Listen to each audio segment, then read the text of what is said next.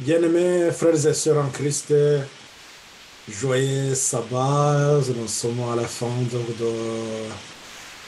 cette heure sacrée pour ceux qui sont en Europe, là où il y a encore du soleil, mais dans d'autres pays, je pense à ceux qui sont en Afrique, il est déjà 20 heures passées, sans doute que le soleil s'est couché il y a trop de temps.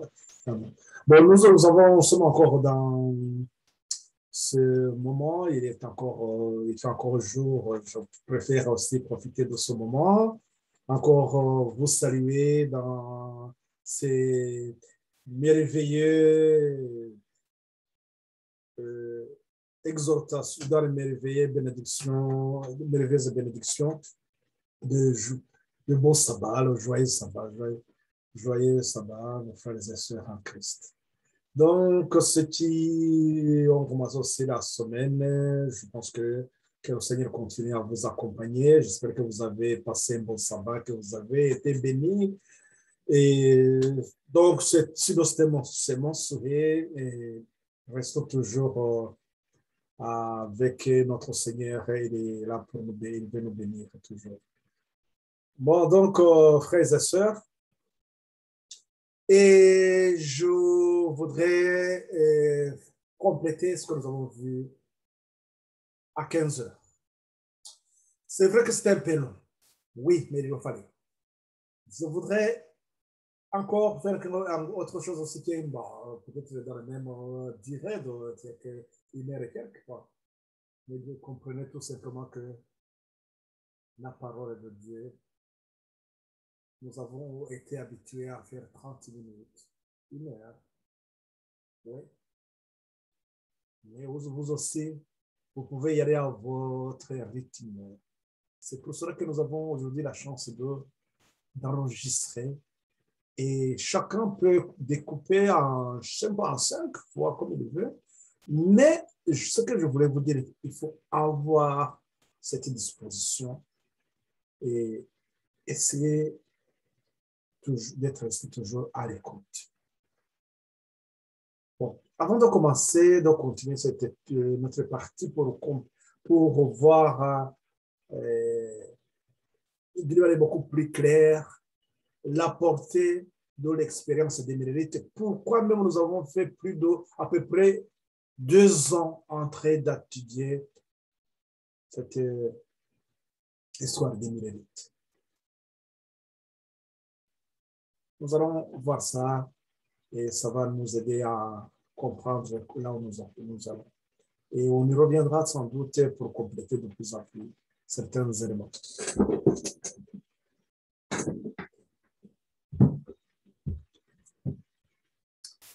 Dieu notre Père, béni soit ton nom. Gloire, honneur te reviennent. Encore, nous sommes infiniment reconnaissants, Père. Tu nous donnes encore ce temps. Tu nous accordes la lumière parce que tu veux de nous une vie de sanctification. Tu veux nous conduire dans ces moments de préparation. Les anges sont déployés autour de chacun de nous. Quelquefois, nous ne sommes pas conscients. Ils notent tout ce que nous faisons. Ils voient tout ce que nos motivations de tous les jours. Mais Seigneur, nous te remercions parce que tu ne nous abandonnes pas malgré notre dignité. Tu veux nous sauver, que vous restez conscients, convaincus. Merci Seigneur de nous tenir toujours la main, de nous relever. C'est dans ce sens que je remets dans tes mains, Seigneur, mes frères et sœurs, ceux qui sont dans ce message des derniers temps, avec qui nous partageons cette tâche d'amener les âmes à tes pieds. Seigneur, que ces gens soient bénis par toi. Je remets dans tes mains particulièrement, Seigneur, ceux qui suivent ces études. Je comprends très bien que, Seigneur, c'est qu'ils sont visités par ton Saint-Esprit, c'est que tes anges sont déployés autour d'eux. Merci, Seigneur, de les aider à rompre les chaînes qui les attachent. Merci, Seigneur, de les tenir, de rassasier leur soif, et d'étancher leur soif et rassasier leur faim. Merci, Père, de tout ce que tu pourvois pour le bien-être de chacun de nous. Merci, Seigneur, de me consacrer aussi pour que tout ce que je vais parler ne soit pas dans mon entendement, mais que, que je sois seulement l'instrument et que tu parles à tes enfants, Seigneur. Merci. Au nom et pour la gloire de notre Seigneur Jésus-Christ, nous t'en prions. Amen.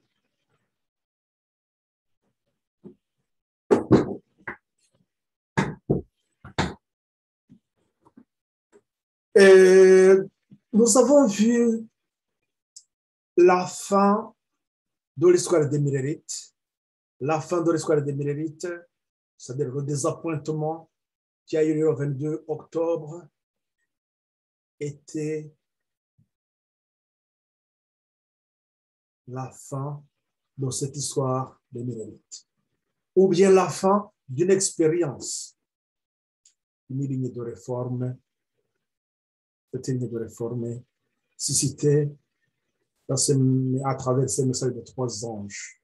Ces messages de trois anges, comme nous l'avons vu, le message du premier et du deuxième ange, ces deux messages qui constituent l'histoire des Mérérites, et c'est ça une ligne de réforme.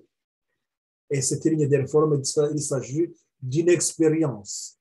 Et cette expérience doit être aussi la nôtre, puisque Dieu a utilisé cette expérience pour préparer un peuple qui doit annoncer le dernier message, le dernier appel, le message du troisième ange, qui met en garde les gens à l'adoration de la bête et son image. Apocalypse 14, 9 à 12. Ce que nous allons voir, c'est ce que nous appelons la vérité présente. La vérité présente, pourquoi la vérité présente? Je vais commencer par une citation que nous avons dans Tragédie des siècles, dans le chapitre 38.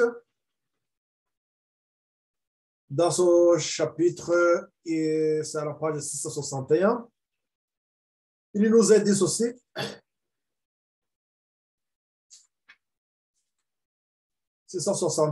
Il nous est dit ceci.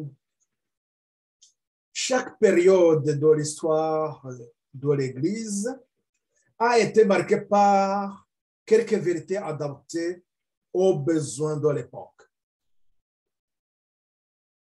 Ces révélations nouvelles en but à l'opposition et à la haine ont toujours été accueillies par les âmes pieuses.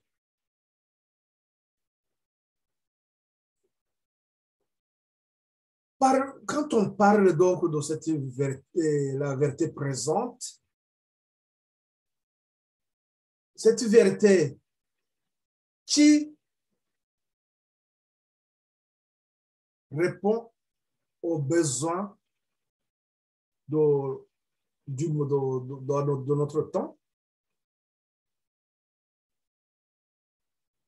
nous allons le voir bien sûr aussi à travers le message des trois anges, puisque nous avons vu que le message des trois anges, l'Apocalypse 14,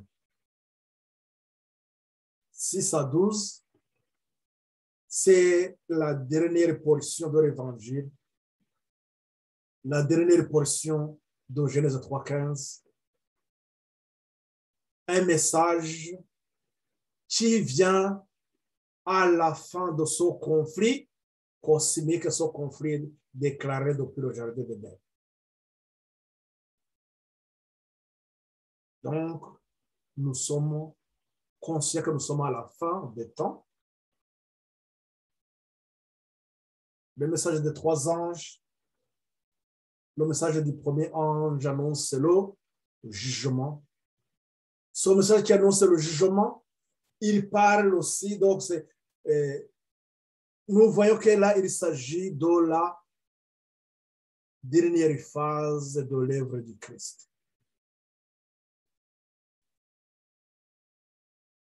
Le message qui est en rapport avec le jugement, la dernière phase de l'œuvre du Christ. Cette dernière phase qui est en accord avec l'œuvre du grand sacrificateur qui se faisait une fois par an dans le lieu très saint.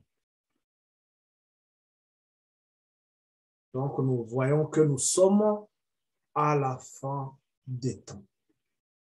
Lorsque nous avons compris que ce message du troisième ange commence à la fin donc du deuxième ange, la fin du message du deuxième ange avec le désappointement qui a eu lieu le 22 octobre 1844.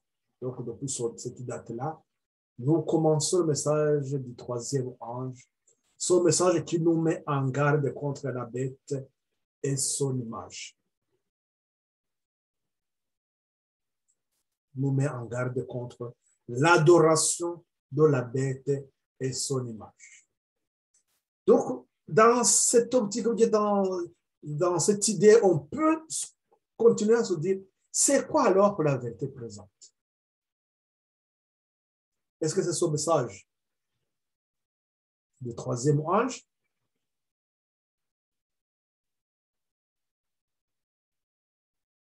Est-ce que ce ne serait peut-être d'autres lumières aussi qui nous donnent beaucoup plus de détails sur ce conflit? Ce message du troisième ange en particulier. Quand on parle de la vérité présente, j'aimerais que je vais essayer à travers un petit tableau que j'ai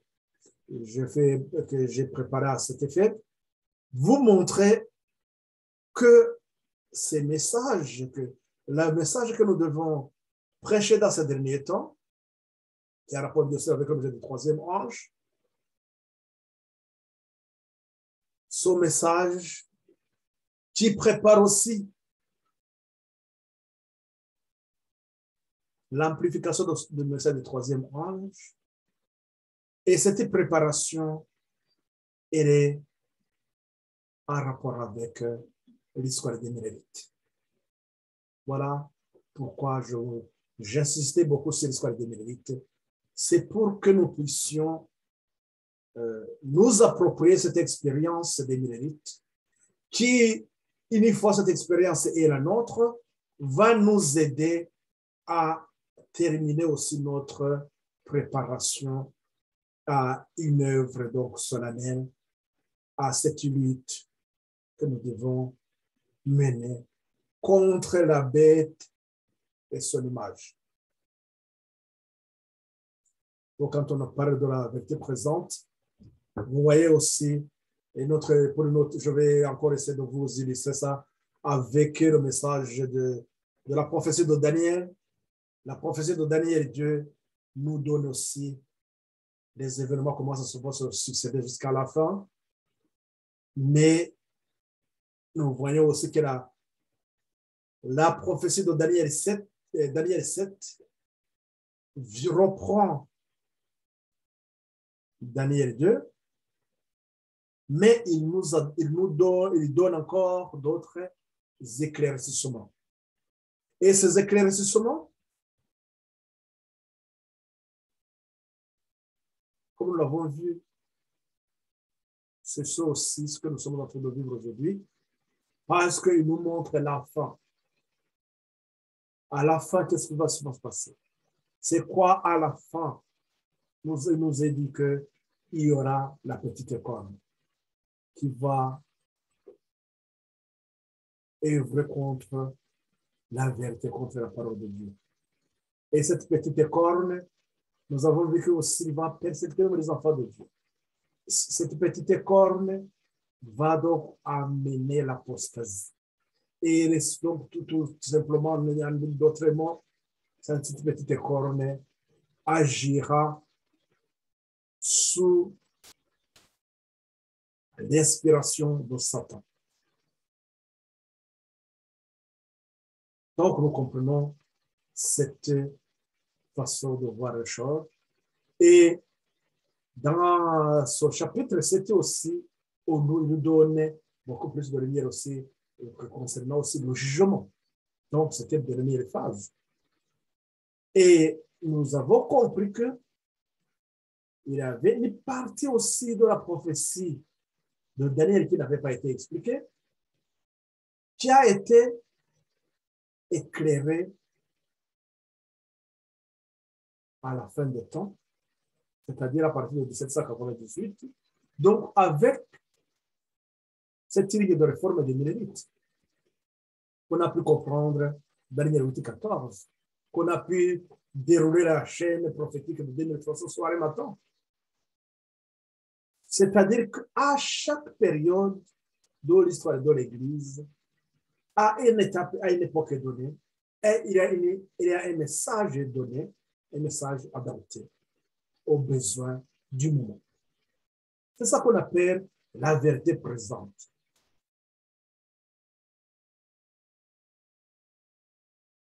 La question donc, quelle est la vérité présente? Quel est ce message que nous devons annoncer? Comme sentinelle, quels sont nos trompettes devons-nous sonner? C'est ça là, la vraie question que nous devons nous poser aujourd'hui et pour pouvoir aussi rentrer dans la lumière du monde. Et pour faire vivre, on va essayer, ça va nous prendre par quelques minutes. Je vais, comme d'habitude, partager l'écran à ceux qui suivent sur Zoom et vous aussi qui allez suivre ça par Facebook. Vous allez voir ça plus tard, comme d'habitude, lorsque la vidéo sera prête. Vous allez la suivre sur Facebook, je vais vous renvoyer. Et donc, comprenons. Maintenant, nous allons essayer de... Bon, je vais essayer d'être bref aussi, sans je peux, que je peux. Comme ça, au moins, on y reviendra plus tard aussi, parce que ce tableau que je vous donne, c'est tout simplement d'orienter les idées. Et comme nous l'avons vu ce matin, plutôt à 15 heures, là, on avait essayé de brosser encore ce que nous avons étudié pendant 2 ans. Je pense que nous avons essayé de parler ce n'était pas court, dans un temps court, bien sûr, c'était à peu près 1h30, à peu près 1h30, mais je pense 1h30. Mais je pense que ce qui est important, c'est de voir là où nous devons aller. C'est pour cela que cette partie, quand je l'ai préparée comme ça, pour moi, il faudrait qu'on arrive à enchaîner pour garder la même ligne d'idées et pour arriver à la fin de ce message. C'est-à-dire qu'on arrive à la fin, nous sommes déjà de 3 anges, au moins nous avons un tableau qui nous permet de situer les messages que nous avons dans la parole de Dieu. Et comme nous l'avons vu donc l'Apocalypse 14, 6 à 12, c'est le message de 3 anges. Le message des premiers anges, l'Apocalypse 14, 6 à 7. Craignez Dieu, rendez-lui gloire, c'est le message que vous connaissez. Mais ce message a une portée sur la repentance. Vous pouvez dire que l'objectif, le but de ce message, c'est d'amener les gens à la repentance et développer la foi. Rappelez-vous que nous avons vu ça. Et le message du deuxième ange va nous parler de la justice de Christ. Donc, nous va nous parler de la justice de Christ. Et il va nous amener sur quoi? Et nous va nous amener sur le message du deuxième ange. Là, il va nous parler de Babylone. C'est quoi Babylone? Je crois que nous avons compris cette partie lorsque nous parlons de Babylone. S'il s'agit de faux enseignements, des traditions, des hommes, les erreurs que nous devons abandonner, les erreurs du passé, et marcher dans la vérité, rien que la vérité, dans cette voie de la sanctification, comme nous l'avons dans Jean 17 et 17, sanctifie-les par ta parole est la vérité. Et nous avons dans Marc 7, verset 7, que Dieu ne veut pas exaucer les prières des gens qui sont dans les erreurs. C'est-à-dire que ces gens qui ont refusé la lumière, qui ont préféré les ténèbres, donc il n'y a pas dans ce cas de relation avec le ciel, donc pas de communion avec le ciel. Donc c'est pourquoi, dans cette deuxième message du deuxième ange, on ne parle de la justice de Christ. Dans cette deuxième fois, dans ce message, c'est là où on voit cette expérience des minérites. Ceux-là qui ont accepté le message du premier ange, craignez Dieu en une gloire, car le jugement est arrivé. Ceux qui ont accepté ce message, nous avons vu que, qu'est-ce qu'ils font? Ils vont marcher dans la lumière, dans la vérité. Et dans ces deux phases. Si vous vous rappelez bien l'histoire des mérites, nous avons vu que lorsqu'ils étaient dans ce deuxième ange, il y a eu un temps d'attente. Dans ce temps d'attente, c'était un moment de développement ou bien un moment de croissance. Et lorsqu'on parle de la croissance, c'est-à-dire que dans la deuxième phase, nous avons un temps d'identification ou bien de maturation.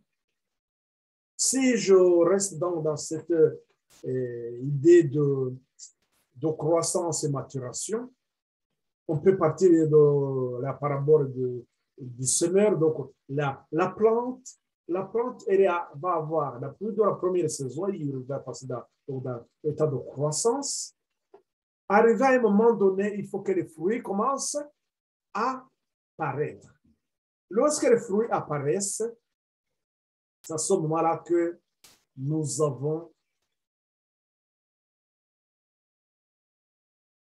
pouvons identifier, nous pouvons dire, ah, oui, cette plante, elle a des fruits. Et ces fruits, il faut qu'ils passent par un temps de maturation. Dans ce temps de maturation, c'est là où il y a la pluie de l'arrière-saison. Et cette pluie, qu'est-ce qu'elle va faire de ces plantes? Elle va amener les fruits à la maturation.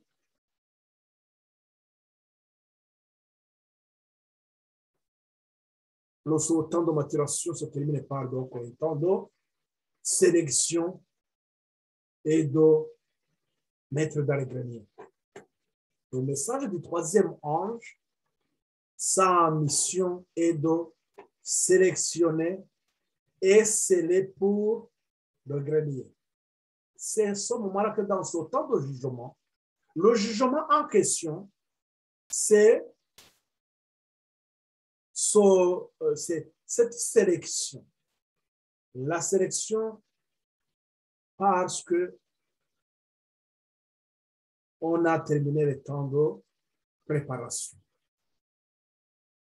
Dans le message du troisième ange, il n'y a pas autre chose, c'est que seulement on a atteint déjà le temps de la maturation. On a atteint le temps de la récolte.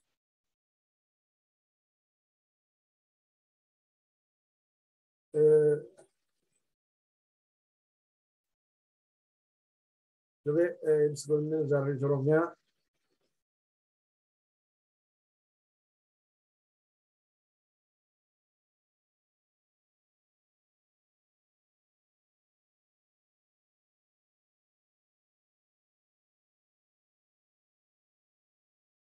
Voilà, je préfère partager l'écran pour que vous puissiez voir tout clairement. Bon, voilà. Donc, ce temps de récolte, c'est avec le message du troisième. Donc, ce temps de jugement, c'est ce que nous avons donc le riage des gerbes. Le message donc du troisième, à quel moment nous avons les fruits? C'est à minuit. À minuit, nous allons commencer à avoir les fruits. C'est-à-dire que à le cri de minuit. Nous avons vu à cette époque-là des cris de minuit, comme nous l'avons étudié, c'est à ce moment, et nous avons vu que cette expérience, ils avaient atteint un niveau vraiment d'amour. Ils s'aimaient, ils étaient en harmonie. Ils cherchaient toujours à enlever toute tâche qui pourrait les empêcher de rencontrer Christ. Donc, c'est dans ce temps de maturation, ce temps de préparation. Je voudrais attirer votre attention donc, sur un point. Donc, c'est-à-dire que dans la vérité présente, nous voyons que le message du troisième ange qui vient à partir de 1844, le 22 octobre 1844, son temps, c'est parce qu'il y a eu une préparation. Je voudrais vous lire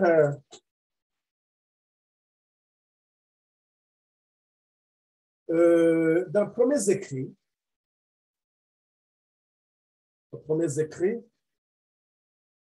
Vous permettez une seconde, permettez une seconde.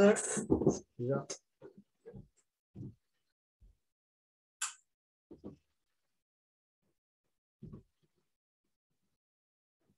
Donc, le premier écrit, nous avons vu le mouvement dans ce que je vous ai donné. Vous pouvez regarder à la page 243, le mouvement adventiste illustré, premier écrit à la page 243. Je vais vous lire tout simplement ce qui se passait à la fin donc, de ces millérites. À la fin, qu'est-ce qui devrait se faire? Ils avaient, on voyait, comme je vous disais, ils étaient vraiment, ils se préparaient pour qu'ils puissent rencontrer le Seigneur. Qu'est-ce qu'on nous dit dans, je ne vais pas lire de tout, mais je passe seulement à quelques phrases. On nous dit que ils attendaient ça, tout ce qui aimait la lumière qui luisait sur eux, regardait en haut avec un profond intérêt et Jésus jetait sur eux un regard de douce approbation. Ils attendaient sa venue et languissaient en pensant à cette apparition. Aucun de leurs regards ne s'attardait sur cette terre. Donc, ils ont un regard fixé sur les choses d'en haut, le ciel. Et on nous dit que aussi, Christ, il a prouvé aussi, Jésus, il jetait sur un regard de douce approbation. Et encore, on nous dit que ils avaient pratiquement abandonné donc, ce qui est de la terre. Aucun de leurs regards ne s'attachait sur cette terre. Mais, de nouveau, ils ne enveloppa ce qui attendait et je les vis tourner leurs yeux fatigués vers le sol. Malgré qu'ils se préparaient vraiment, mais voilà que l'inué va obscurcir leur espoir et ils vont tourner les yeux fatigués vers le sol. Je demandais la raison de ce changement.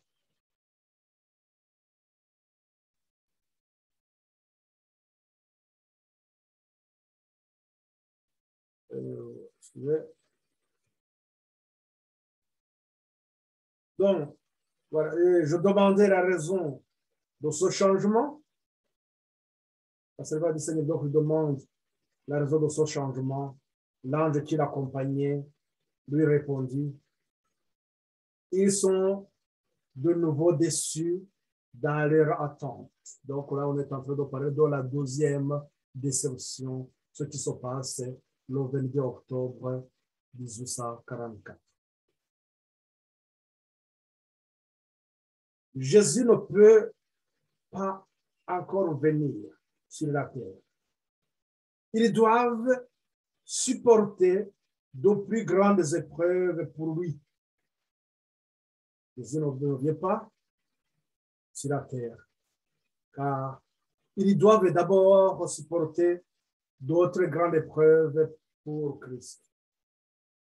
Ils doivent abandonner les erreurs et les traditions des hommes et se tourner résolument vers Dieu et sa parole.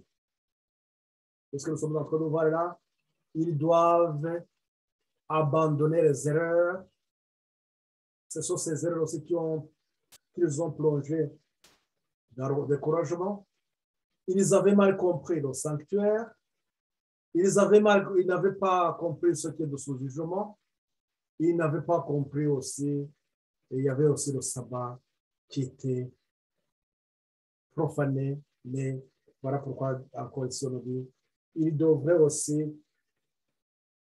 abandonner les erreurs et les traditions des hommes et se tourner résolument vers Dieu et sa parole. Ils doivent être purifiés, blanchis et éprouvés. Ceux qui triompheront dans cette épreuve amère obtiendront une victoire éternelle. Nous venons de voir que ce qui allait terminer, donc cette expérience, comme nous l'avons vu, il y avait 50, mais ces 50, on vient de nous dire ce qui devrait aussi supporter les épreuves, les grandes épreuves qu'ils devraient supporter ces grandes épreuves. Ils devraient aussi abandonner les erreurs et ils devraient s'appuyer seulement dans la parole de Dieu. Autre chose, ils devraient être purifiés, blanchis et éprouvés. Et ceux qui vont terminer cette dernière épreuve obtiendront la victoire éternelle. Voilà ce mot que j'aimerais souligner sur ce point. C'est-à-dire que le message du troisième ange commence, bien sûr, il y a encore un chemin, il y a encore un travail qui doit se faire au fond, au sein de ceux-là qui viennent de terminer cette expérience. Ce n'était pas fini, donc ils devraient aussi passer par une épreuve.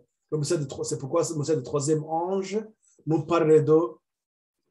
met en garde contre la bête et son image, une épreuve que les enfants de Dieu doivent faire face, et lorsqu'ils vont sortir victorieux de cette expérience, de cette épreuve, ils vont hériter le royaume des cieux, la vie éternelle. Donc, le message du premier ange, tel que nous le voyons, il va développer aussi la foi. Et nous avons vu que la foi vient de ce qu'on entend. Donc, Romains 10 et 17. Et de Pierre 1, 5 à 7, nous donne aussi l'échelle. Et sur cette échelle de Pierre, nous parle de la foi. À la foi, nous allons ajouter d'abord la vertu. La vertu, ça veut dire tout simplement la bonne disposition, être disposé à écouter. Et après, on dit la connaissance, ainsi de suite. À la fin, qu'est-ce qu'on a? On a l'amour. Et c'est cet amour aussi que nous avons à la fin du message du deuxième ange, où ces enfants de Dieu étaient unis, comme nous l'avons vu. Dans la Patriarche et Prophète, à la page 410, nous allons pas lire, il nous dit que la foi, c'est l'amant de l'âme qui s'empare de la grâce. la grâce, ce temps de rafraîchissement, ou bien la justice, pendant ce temps-là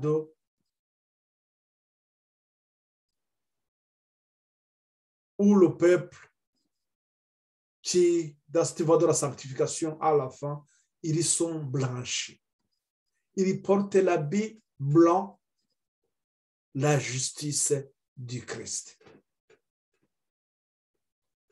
Et le message maintenant qui vient à la fin, on nous parle de la fin du temps de grâce. La fin du temps de grâce, au moment où personne ne pourra faire recours à l'œuvre du Christ, parce que ce serait fini. Donc, ceux qui ont négligé, qui n'ont pas profité, ceux qui n'ont pas accepté ce temps de rafraîchissement, ils seraient perdus définitivement. Voilà que le message du troisième de trois anges, ce message a une portée aussi de donner cet avertissement, de dire que nous sommes à la fin du temps. Le message ce message du troisième ange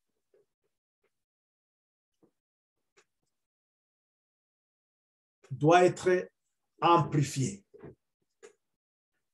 Je voudrais attirer l'attention sur cette amplification. Et nous avons vu que le message du premier ange a une date à laquelle ce message a commencé. Le Miller commence son message. Il y a Dieu aussi qui a approuvé son message. Le 13 novembre 1833, lorsque Miller a eu la créance, le message, donc c'est le moment de ce message. Le 13 novembre 1833, ce message commence. Le 11 août 1840, ce message est amplifié avec Josiah Rich. Ça, nous avons vu ça. Le message du deuxième ange, lorsque Samuel Sinor a déterminé le 10e jour du 7e mois, à partir de là, il a utilisé le calendrier karaïte. Il a pu déterminer que le 10e jour du 7e mois correspondait au 22 octobre 1844, ce temps de désappointement, où il y a eu le début au sommet du troisième ange. Il a pu déterminer aussi la date du minuit. Et d'ailleurs, c'est pas lui. Donc, lorsqu'il était à Boston, le 21 juillet, en regardant plus tard, ils se sont rendus compte que c'était juste au milieu, à minuit, donc c'est le milieu. Et quand ils ont regardé le premier jour du premier mois, ils ont vu que ce premier jour du premier mois correspondait aussi au 19 avril 1844. Le cri de minuit, ils ont vu que ça a commencé le 15 août 1844. Nous voyons que dans ça, que nous avons maintenant aussi les dates précises. Rappelons-nous ce que nous avons lu dans Habakkuk, parce que le temps est fixé. Dieu qui contrôle tous ces événements, Dieu a donné le temps à tous ces événements. Tous ils sont à leur place.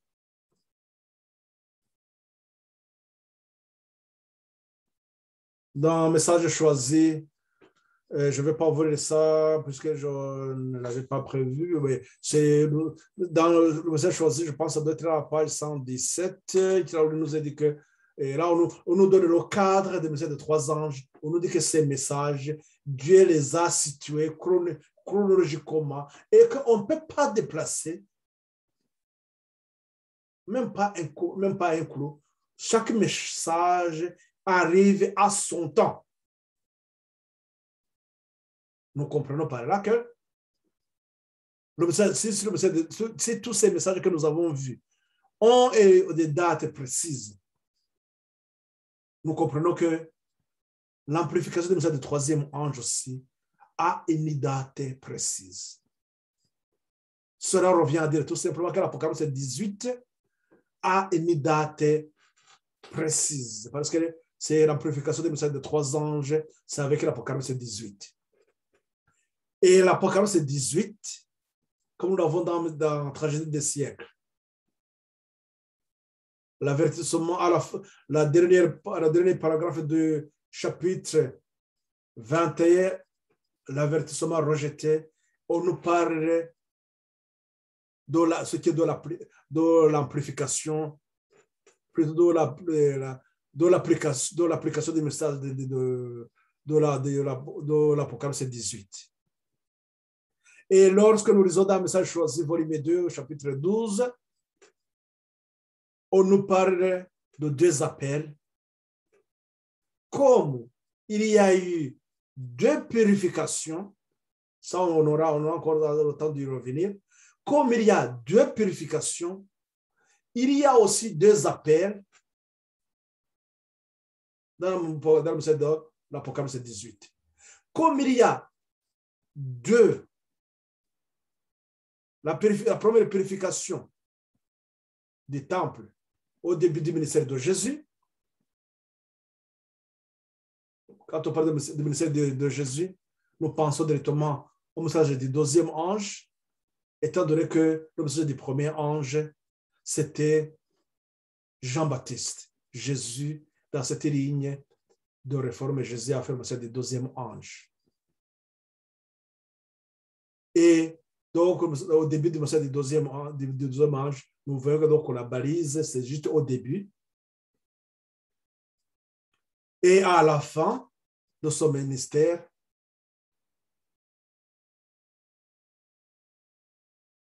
qu'est-ce qu'il fait? Donc, il termine son œuvre, c'est-à-dire qu'il termine, donc on voit la ligne avec les disciples, il termine leur temps de préparation. À la fin donc de ce message, nous avons la deuxième appel. Il a eu au début et à la fin de son ministère. C'est comme ça qu'aussi dans l'Apocalypse 18, nous avons deux appels. Le premier appel, c'est l'Apocalypse 18, 1 à 3. Et le deuxième appel, c'est Apocalypse 18, 4 à 5. L'un au début, l'autre à la fin. La question qu'on pourrait se poser, c'est quand est-ce que l'Apocalypse 18 son message est annoncé? Nous y reviendrons, mais là, je voudrais tout simplement souligner que ces messages ont leur temps. On ne peut pas, en tant que sentinelle, on ne peut pas sonner les trompettes à n'importe quoi, à n'importe quand, n'importe comment. Il faut savoir à quel moment il faut sonner la trompette. La sentinelle, qu'est-ce qu'elle fait? La sentinelle observe quelque chose, un événement. Qui contrôle les événements? C'est lui qui contrôle les événements. C'est lui qui a éclairé à travers sa parole. Il dit, voilà, lorsque vous verrez ceci, cela, voilà ce qu'il faut faire.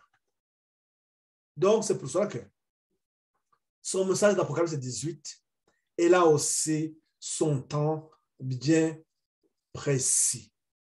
Je reviendrai au fur et à mesure que nous avançons, lorsque nous allons aborder la dernière génération, je vous expliquerai, je vous donnerai aussi beaucoup plus de détails pour vous montrer tout simplement qu'il y a une date pour l'amplification du message du troisième ange. Donc, l'Apocalypse 18 qui commence avec l'Apocalypse 18, c'était le premier appel, Apocalypse 18, 1 à 3. Il y a une date bien précise. Sautant de rafraîchissement, comme nous l'avons dans Acte 3, 19, ou bien là où nous voyons aussi que c'est le temple où notre corps, tu dois être purifié, blanchi, afin que nous puissions passer en épreuve. Ce que nous avons lu tout à l'heure dans les premiers écrits. Et je voudrais vous faire remarquer quelque chose encore avant de terminer, parce que je ne vais pas prendre beaucoup de temps sur ça. Et l'image de la bête, c'est le message du troisième ange, je le dis, nous met en garde contre l'adoration de la bête et son image. L'image de la bête, c'est lorsque l'Église, lorsque on mélange le religieux et l'État.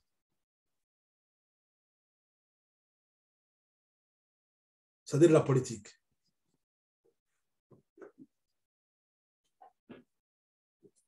Qu'est-ce qui s'est-il passé pour comparer dans... Là, je vous ai mis en lien avec, donc, je vous montrer qu'en 538, la papauté a reçu le pouvoir politique.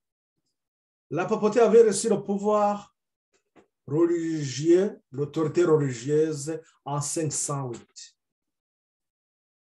Donc, l'image de la bête, c'est lorsque le religieux va aussi avoir le pouvoir politique.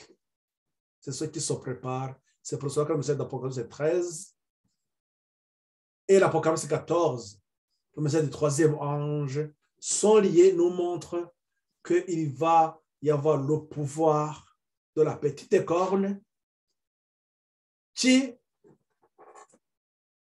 va mélanger le religieux et le profane. Et plutôt le religieux et l'État. Et ce qui est politique. Et lorsque nous avançons un peu, nous voyons que arrivé dans les années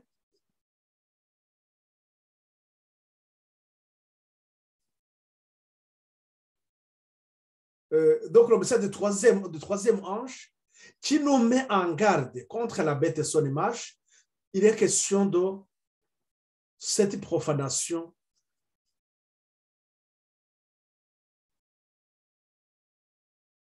la marque de la bête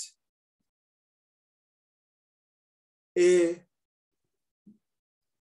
la marque de Dieu, le sceau de Dieu.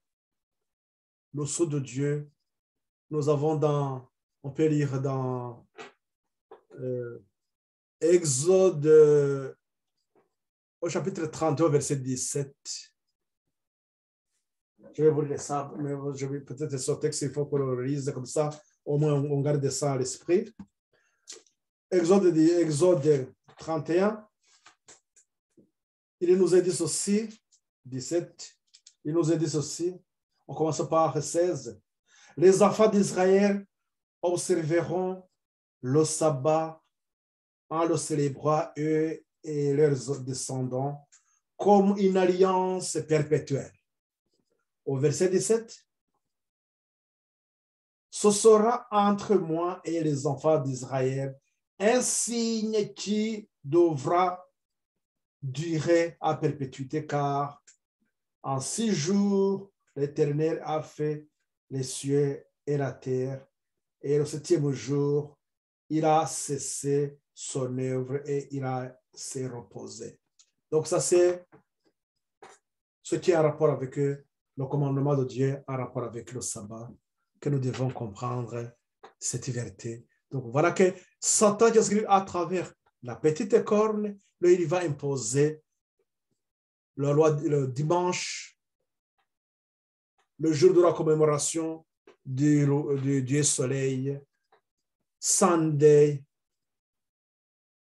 le Dieu Soleil, qui était un Dieu de ceux qui se sont opposés à Dieu après le déluge. Donc, il s'agit de Nimrod et ceux qui étaient sous sa domination. Et depuis ce temps, ils ont continué donc avec le dimanche. Voilà que ça continue. Maintenant, ça va être maintenant imposé. Et il faudrait que les enfants de Dieu gardent toujours leur signe d'alliance avec l'Éternel. C'est pour cela que ce signe d'adoration, comme ça s'est passé dans la vallée d'Ura avec la statue de Daniel, les enfants de Dieu devront rester fermes et dire que même si Dieu ne nous sauve pas, nous n'allons pas adorer cette statue. Nous n'allons pas adorer la bête et son image. Donc, voilà que ce test à l'image de la bête, c'est à ce moment-là, les enfants de Dieu devraient avoir déjà les fruits. Et ces fruits qui vont attendre tout simplement la pluie de l'arrière-saison pour la maturation, se préparer à la sélection. Donc, être prêt à faire face à la bête avec cette épreuve de la loi du dimanche. Et dans ceux qui auront terminé cette préparation, ceux-là qui vont faire le grand cri. Le grand cri, donc, vient après la loi du dimanche. Et c'est à ce moment-là que nous avons aussi les ouvriers de la 11e heure. Excusez-moi, il faut que je fasse aussi en grand pour que... Permettez-moi, je vais encore y revenir.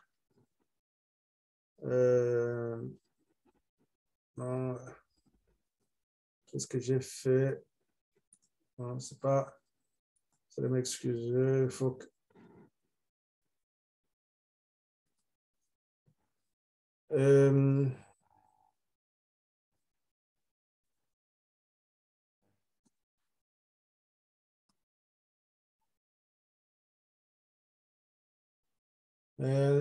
je partage encore l'écran.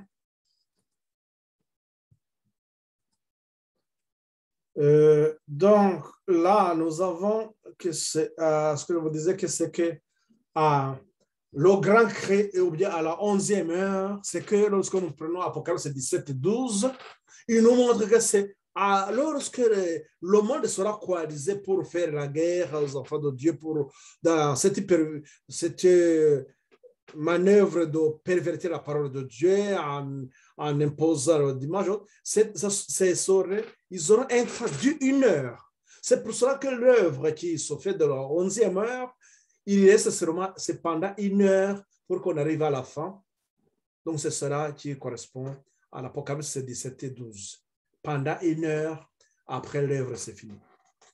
Donc, c'est ça le grand cri. Et avant de terminer, donc, regardons quand même, on va essayer de lire perpendiculairement, pas horizontalement.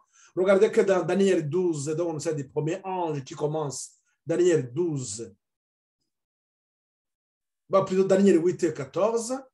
Et dans la dernière génération, je n'ai pas évoqué ça, nous avons Daniel 11, 40 à 45. Ça fait partie de la lumière, de la vérité présente qui nous donne cette barrière de 1989 qui parle de la chute de Ircès. Ircès, il y a dans cette époque, c'était une puissance, une grande, il y avait deux superpuissances, mais il fallait qu'une de ces deux puissances tombe. C'est comme ça que Reagan et Jean-Paul II ont joué, ils ont fait dans dans les ruses, ils ont fait tomber Russes pour que donc il reste les États-Unis. Et les États-Unis, quand il reste, donc nous voyons l'accomplissement d'Apocalypse 13 qui se prépare, puisque maintenant les États-Unis deviennent la seule puissance qui va donner la force, la puissance à la première bête, donc qui va donner la puissance à la papauté. Donc, s'il y avait deux superpuissances, ça n'allait pas se faire. Donc, il faudrait qu'il y ait aussi ce qui tombe. Sera donc c'est Daniel 11, 40 à 45 qui nous donne cette balise, qui nous introduit dans cette dernière génération, la génération de 144 000. Et l'Apocalypse 10, nous avons son parallèle à l'Apocalypse 13 et l'Apocalypse 14. Dans cette histoire des Mérérites, nous avons, dans la dernière génération, nous avons l'Apocalypse 18.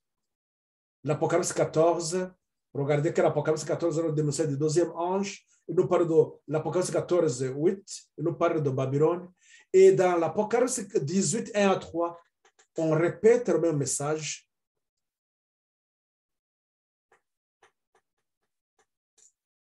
Parce que dans le cri de minuit, à minuit, dans ce cri de minuit, là où nous avons un temps de maturation d'identification, c'est que aussi pour notre dernière génération, nous devons, lorsque la papauté aura le pouvoir politique, et si on essaie de voir, on voit que c'est pas quelque chose qui va trop attendre, c'est dans peu de temps, dans je ne sais pas combien de mois, je sais pas, mais on voit quand même que c'est en cours et ça avance. Si on essaie de suivre les médias, on voit que c'est presque terminé même. Donc, c'est-à-dire qu'à ce moment, nous devons, les enfants de Dieu devraient être dans cet état où les fruits sont déjà là. C'est-à-dire que les racines sont bien plantées, ces racines sont bien plantées dans le sol, et ces racines ont bien nourri la plante, la croissance est terminée, et les fruits sont là, on va commencer ce temps de maturation. Et ce temps de maturation, c'est vers justement ce temps de la loi du dimanche. C'est-à-dire qu'à la loi du dimanche, la préparation, les plats au sol devraient être prêts. Donc, toute la préparation devrait être effective. Je vous ramène donc dans cette expérience de 2 mois de Mérérites, essayer encore de relire, de voir et essayer aussi de comparer notre vie aujourd'hui, alors que maintenant, il nous est demandé d'avoir vraiment une préparation beaucoup plus poussée, que le Seigneur continue à nous fortifier, à affermir notre foi, puisque le temps qui est devant nous est beaucoup plus compliqué. Je répète toujours encore ces phrases que nous devons, ils doivent être purifiés, blanchis et éprouvés. Ceux qui triompheront de cette épreuve amère obtiendront une victoire éternelle. Et l'Apocalypse 14, 9, verset 12, la fin donc du message du troisième ange, on nous parle, on dit que c'est ici la persévérance des saints qui gardent les commandements de Dieu. Donc, on nous parle d'une persévérance. Quand on parle d'une persévérance, c'est qu'on est dans une épreuve dure, mais qu'on a pu quand même supporter. Pour supporter ça, vous vous rappelez bien que ce ne sera pas par notre force. Pensez toujours à ce qui est arrivé aux disciples lorsque ils étaient 12. Un a trahi Christ. 9, à l'image de la bête, ils ont fui. Il restait 2. Parmi les 2 qui restaient, il y avait Pierre qui l'a abandonné aussi, qu'il a nié. Il y avait seulement Jean qui a terminé cette expérience, qui a continué avec Jésus jusqu'à la croix. Je vous souhaite avoir une bonne disposition pour que Christ nous parle. Une bonne disposition pour que nous puissions ensemble terminer comme Jean, arriver au bout de cette expérience dans la victoire. Il faudrait que nous puissions être purifiés, blanchis, afin de pouvoir passer victorieusement l'épreuve,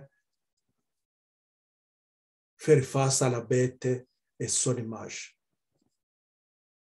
Restons fermes. Comme ces jeunes qui étaient avec les compagnons de Daniel dans la vallée de Dura, devant la statue, que nous aussi nous puissions dire comme eux que nous ne pouvons pas nous agenouiller devant la bête et son image. Frères et sœurs, pour terminer, nous allons prier. Nous allons prier pour terminer. Et nous y reviendrons sur cette étude, mais c'était pour tout simplement vous montrer là où nous allons dans la progression. Donc, c'est la vérité présente.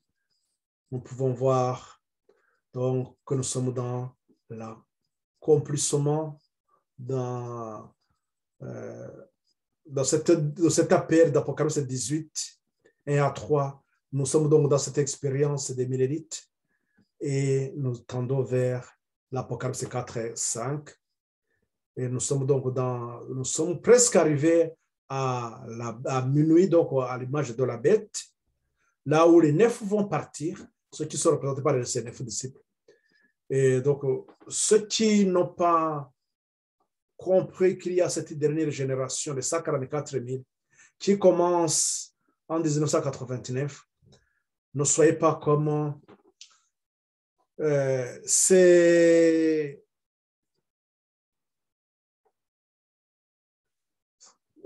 comment dirais-je,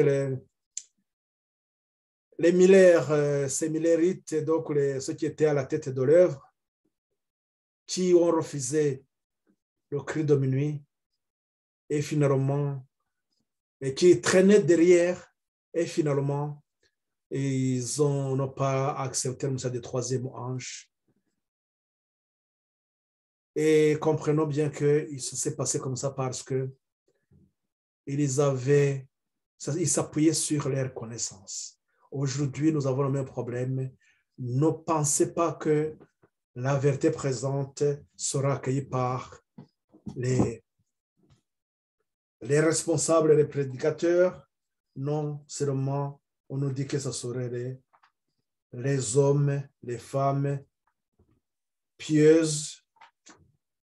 Encore, je vais vous relire cette citation que nous avons dans la tragédie des siècles, à la page 661, ce que nous avons lu, et vous verrez encore que c'est la même chose qui se répète. 661, il nous a dit ceci. Chaque période de l'histoire de l'Église a été marquée par quelques vérités adaptées aux besoins de l'époque. Ces révélations nouvelles en but à l'opposition. Je crois que nous avons vu beaucoup d'opposition avec le message du premier ange, l'opposition même avec le message du deuxième ange, l'opposition avec le message du troisième ange. Il y en a aussi. Et donc, ces révélations nouvelles en but à l'opposition et à la haine ont toujours été accueillies par les âmes pieuses, ceux-là qui cherchaient à voir une communion comme ses mérites, qui languissaient, qui sont dans un esprit de recueillement, de chercher à obéir à toute la lumière que Dieu lui accorde. Donc, que chacun pense à sa vie spirituelle, à la décision qu'il doit prendre aussi, puisque le salut est individuel. Personne ne sauvera l'autre. L'homme ne sauvera pas sa femme, et la femme ne sauvera pas ses enfants. Les enfants, même entre eux, ne pourront pas sauver leurs frères et leurs sœurs. Non. Chacun individuellement, nous devons être purifiés, blanchis, puisque nous devons passer par une épreuve. Nous devons être éprouvés aussi. L'or doit passer par le feu pour qu'elle soit blanchie. Voilà, c'est ça que je vous souhaite. Que le Seigneur vous accompagne dans tout ça. On y reviendra. Voilà, c'est ce qui va occuper notre temps dans le troisième ange. On aura beaucoup de choses à voir ensemble. Mais pour l'instant, je voudrais tout simplement attirer l'attention pour que vous ayez encore cette direction, pour que ceux qui donnent le message de dire que le grand cri a commencé et que, je ne sais pas, et les ouvriers de la 11e, donc qu'on ne continue pas à semer la confusion, mais qu'on prenne le temps d'examiner. Je crois que je reste à votre disposition. Si vous pensez que, on aura beaucoup plus d'éclaircissements sur ces points, mais ça serait à chacun individuellement de prendre la décision. Il ne faut pas dire que non, tel a dit ceci, tel a dit ceci. Non. Cherchez vous-même, puisque les enfants de Dieu à la fin, dans la fin-là, nous devons être dans une même vision et dans un même esprit de jugement. Être en harmonie avec la parole de Dieu. Nous devons abandonner des erreurs, des traditions humaines pour que nous puissions être en communion avec le ciel. Prions.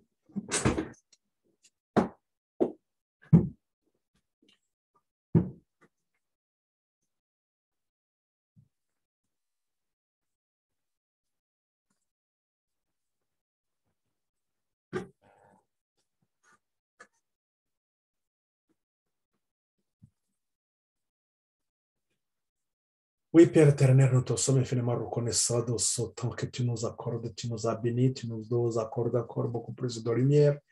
Merci Seigneur de ce temps précieux qui nous est utile pour pouvoir marcher vers Cana céleste. Ce temps précieux qui éclaire notre chemin.